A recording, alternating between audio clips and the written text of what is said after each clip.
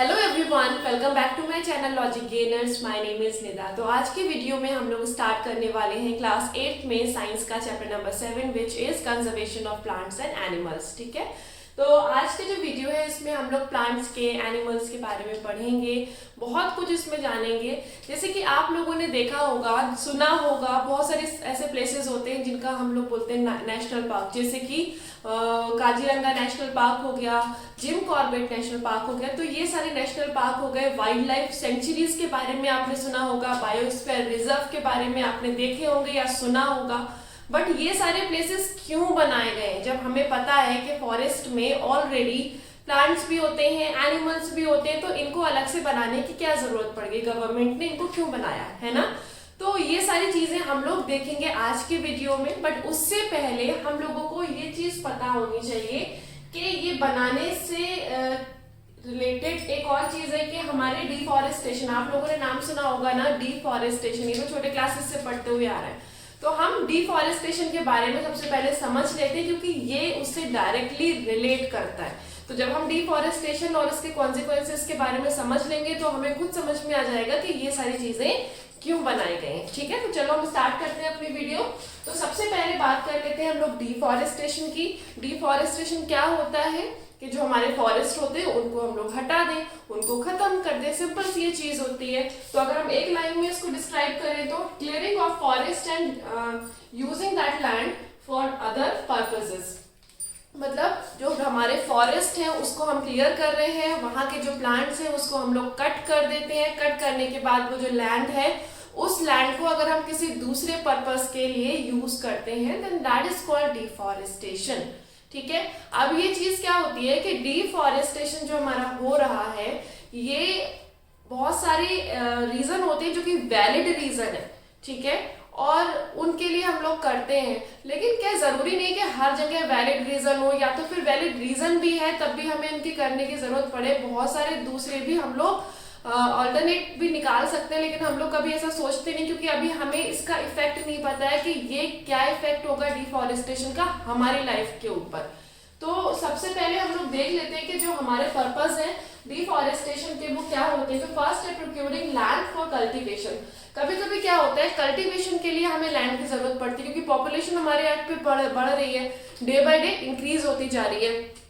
तो इसकी वजह से क्या होता है कि हमें लैंड की कमी हो रही है। तो कभी भी जब कल्टीवेशन की बात आती है तो हमारे गवर्नमेंट से या तो फिर हम लोग क्या करते हैं, डिफॉरेस्टेशन करते रहते हैं और वो जो लैंड है उसको हम लोग खेती के लिए यूज करते हैं। ठीक है, दूसरी चीज क्या आ जाती है हमारी बिल्डिंग होम्स एंड फैक्ट्रीज। आप लोगों ने देखा होगा या सुना होगा कि जो आज के टाइम में भी ऐसा होता है, कितनी जगह पे होता है कि जंगल होता है, जंगल को काट करके वहां पे बिल्डिंग्स बना दी जाती है, हमारे घर बना दिए जाते हैं। हम आप अगर अपने मम्मी या पापा से भी सुनोगे तब भी आप ये देखोगे कि जब जहां पर इस समय आपका घर था आज से 10 से 15 साल पहले, वहां पर जो पॉपुलेशन थी वो या तो फिर वो बहुत कम थी या फिर वहां पर ज्यादातर जंगल वगैरह ही हुआ करते थे। 10 से 15 साल क्या, थोड़ा और पुराने ले लो, 20-25 साल ले लो, तो वहां पे जंगल होता था। ऐसा होता है ना कि आपने देखा होगा जो सिटीज होती है, सिटीज के जो आउटर एरिया होते हैं, तो स्टार्टिंग में तो क्या होता है वहां पे जंगल होते हैं लेकिन उसको कट करके वहां पे बिल्डिंग्स बनाना स्टार्ट कर देते हैं। तो जो बिल्डिंग्स बनती हैं या फैक्ट्रीज बनती हैं या हमारे जो घर बनते हैं उसकी रिक्वायरमेंट के लिए भी क्या होता है डिफॉरेस्टेशन किया जाता है। थर्ड इज मेकिंग फर्नीचर्स और using wood as a fuel. हमारे घरों में जो फर्नीचर होता है, सोफा ले लो, बेड ले लो, हर चीज ज्यादातर किससे बनी हुई होती है, वुड से बनी होती है। फर्नीचर भी छोड़ो, हमारे घर में हम लोग कितनी सारी ऐसी चीजें हैं जो कि वुड से यूज करते हैं। जैसे आप एक पेंसिल ले लो, आप जिस नोटबुक में लिखते हो वो पेपर ले लो। ठीक है, इसके अलावा भी आप बहुत सारे आजकल वार्डरोब आ गई, वो भी किससे आती हैं, वो भी वुड से बनी हुई होती हैं। ठीक है, तो इस तरीके से हम कह सकते हैं कि वुड का बहुत ज्यादा यूज होता है हमारी लाइफ में। और वो वुड सारा कहाँ से आता है, वो हमें प्लांट से ही मिलता है। जरूरी नहीं कि हर जगह हम लैंड को यूज करने के लिए डिफॉरेस्टेशन करें, वुड का भी यूज करने के लिए हम लोग डिफॉरेस्टेशन करते हैं। और बहुत जगहों पे फ्यूल की तरह भी लकड़ी को यूज किया जाता है, वुड को यूज किया जाता है, तो उसके लिए भी हमें डिफॉरेस्टेशन करना पड़ता है। तो ये कुछ हो गए हमारे पर्पस। अब हम बात कर लेते हैं कि इसके इफेक्ट क्या होते हैं। भाई डिफॉरेस्टेशन तो हम बहुत आसानी से कर लेते हैं अपने जो रिक्वायरमेंट्स है उनको फुलफिल करने के लिए, बट इसके क्या कॉन्सिक्वेंसेस होंगे, क्या इफेक्ट होंगे हमारी लाइफ में, वो हम लोग देख लेते हैं। बात कर लेते हैं कॉन्सिक्वेंसेस ऑफ डिफॉरेस्टेशन की, कि जो हमारा डिफॉरेस्टेशन है उसकी वजह से हमारी लाइफ में, हमारे अर्थ पर क्या इफेक्ट हो रहा है। ठीक है, तो पहला आता है deforestation increases the temperature and pollution level on the earth. अब क्या हो रहा है कि डिफॉरेस्टेशन जब होता है तो सबसे पहले हम लोग बात लेके चलते हैं हमारा टेम्परेचर। तो टेम्परेचर इंक्रीज क्यों कर रहा है? क्योंकि आप सबको पता है कि जो हमारे प्लांट्स होते हैं, प्लांट्स की वजह से क्या होता है कि ये कार्बन डाइऑक्साइड को इनटेक करते हैं ना, इनहेल करते हैं। तो हमारे लेवल जो अर्थ है, अर्थ पर कार्बन डाइऑक्साइड लेवल में रहता है, बट अगर प्लांट्स ही नहीं होंगे तो इनहेल कौन करेगा कार्बन डाइऑक्साइड को? तो कार्बन डाइऑक्साइड की जो मात्रा है, जो वैल्यू है, वो क्या हो रही है?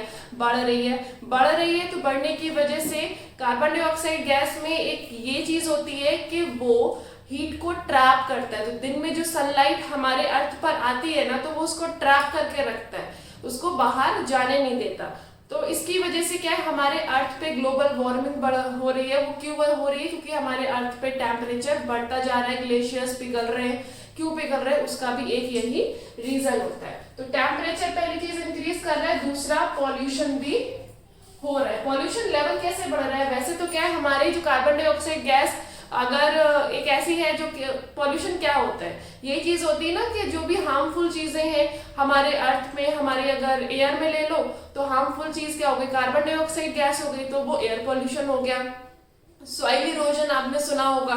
सॉइल इरोजन क्यों होता है? वो भी इसी वजह से हो रहा है कि भाई डिफॉरेस्टेशन अगर हम कर देंगे तो क्या हो रहा है कि डिफॉरेस्टेशन, पेड़ का क्या काम है? पेड़ क्या करते हैं, उसकी जो रूट्स है वो बिल्कुल जो सॉइल है उसको बांध करके रखती हैं। बट अगर हम पेड़ों को ही काट देंगे तो क्या होगा कि जो सॉइल है वो लूज हो जाएगी। लूज हो जाएगी तो इधर से उधर जाएगी, तो सॉइल इरोजन आपने नाम सुना होगा। तो वो होगी, डस्ट उड़ेगी, डस्ट पार्टिकल्स इधर उधर जाएंगे, तो वो भी एक बहुत बड़ा इफेक्ट होता है हमारे डिफॉरेस्टेशन की वजह से। सेकंड आता है it increases the level of carbon dioxide. जो अभी अभी मैंने बात बताई ना कि कार्बन डाइऑक्साइड की जो वैल्यू है उसको बढ़ा देंगे। थर्ड आता है हमारा ground water level also gets lower. जो हमारी ग्राउंड वाटर है वो नीचे जा रहा है। उसका रीजन क्या है कि जो रूट्स हैं वो क्या करती हैं, वाटर होल्डिंग कैपेसिटी रखती हैं सॉइल के अंदर। ठीक है, उनको हेल्प करती हैं कि वाटर की जो होल्डिंग कैपेसिटी है उसको बनाए रखें। बट जो अगर हम लोग प्लांट्स को काट देंगे तो रूट्स जो है वो पानी को होल्ड नहीं कर सकती हैं। जो सॉइल है, सॉइल भी क्या करेगी, वाटर को अच्छे से होल्ड नहीं कर पाएंगे। तो इसी की वजह से जो पानी का लेवल है वो नीचे जाता जा रहा है। ये हो ही रहा है, अभी भी हो रहा है। ठीक है ना। There will be increased chances of natural calamities such as floods and drought. Flood and drought आने के भी बहुत ज्यादा चांसेस होते हैं। उसका यही रीजन है कि फ्लड क्यों आएगा। फ्लड आने का रीजन यही है कि जब फ्लड आता है ना, तो फ्लड का क्या मतलब है, बहुत ही बहाव से एक साथ पानी आ जाएगा। अगर बीच में हम लोग प्लांट्स को लगा देते हैं तो प्लांट्स की वजह से जो उसका फ्लो है वो रुक जाता है। ठीक है, तो रुकने की वजह से वो फ्लड एकदम से नहीं आता है। तो वो चीज अगर हम लोग डिफॉरेस्टेशन कर देंगे तो फ्लड के आने के चांसेस बहुत है। दूसरा ड्रॉट। ड्रॉट क्यों है कि वही चीज है कि वाटर लेवल नीचे जा रहा है, तो उसकी वजह से सूखा आ सकता है। दूसरी चीज ये है कि नेचुरल, ये जो नेचर ने जो चीजें बनाई हैं इनको कहीं ना कहीं इम्बैलेंस करता है कि कभी तो ज्यादा बारिश हो जाएगी, कभी कम बारिश हो जाएगी। तो ये दोनों ही रीजन हो सकते हैं कि फ्लड भी आ सकता है और ड्रॉट मतलब सूखा भी पड़ सकता है, क्योंकि रेनफॉल में बहुत ज्यादा कमी देखी गई है ड्यू टू डिफॉरेस्टेशन। तो रेनफॉल कम होगा तो ड्रॉट के भी रीजंस बनते। तो आपको अब समझ में आया होगा कि जो डिफॉरेस्टेशन है इसका डायरेक्टली कह लो या इनडायरेक्टली कह लो हमारी अर्थ पर और हमारी लाइफ में कितना ज्यादा इफेक्ट पड़ा है। वैसे देखिए, एक चीज मैंने कहीं पर पढ़ी थी तो वो चीज मुझे बहुत ज्यादा अच्छी लगी, इसलिए मैं आप लोगों के साथ में चीज शेयर कर रही हूँ कि हम लोग बोलते रहते हैं ना इस चीज को कि save the nature, save the nature. Nature एक ऐसी चीज है वो अपने आप को खुद सेव कर लेगा, उसको किसी की हेल्प की रिक्वायरमेंट नहीं है कि उसको सेव किया जाए। ठीक है, हम लोग उसको खराब कर रहे हैं और कहीं ना कहीं वो इफेक्ट हमारे ऊपर पड़ रहा है। तो तो हमें सेव द नेचर की या फिर सेव द इन्वायरमेंट की जगह हमें कहना चाहिए सेव अस, क्योंकि हम अपने आप को सेव कर ले वही बहुत बड़ी चीज है। कार्बन डाइऑक्साइड लेवल बढ़ा रहे हैं हमें प्रॉब्लम होगी, ड्रॉट होएगा तब भी हमें प्रॉब्लम होगी, ज्यादा अगर फ्लड आ गया तब भी हमें ही प्रॉब्लम होगी। नेचर को कोई प्रॉब्लम नहीं होने वाली, नेचर अपने आप को खुद सुधार सकता है, सुधारने की जरूरत हमें है, किसी और को नहीं, है ना।